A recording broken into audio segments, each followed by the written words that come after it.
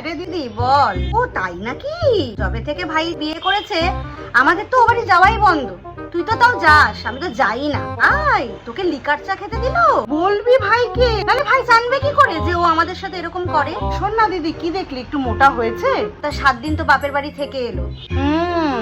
তুই বলি তাও কথা বলিস। কেন কথা বলা বন্ধ করেছি বলতো? আমি গেছি, মা ওপর থেকে ব্যাগে করে চাবি নামাচ্ছে। কেন? ননদ এসছে, নিচে এসে গেট খুলবি না তুই? বলবে কোথায় যে দিদি তুমি এসছো, একটু ডিনার করে যাও। তারপর শোন না, ভাইকে বলছে শীত পড়ে যাচ্ছে, একটা কম্বল কিনতে হবে। আরে বল, তোর বাপের বাড়ি থেকে শীতের তত্ত্ব পাঠাবে না? আরে আমি তো অনেক কিছুই বলতে পারি। কি ভাবি জানিস তো, আমাদের তো ভাইটাই ওইরকম সর্ষেতেই ভূত। মা তো বলছে বাচ্চাটা 3 বছর বয়স হয়েছে বলে নাকি স্কুলে দেবে। মা বলে দিয়েছে, মানে এত চাপ দেওয়ার কি আছে?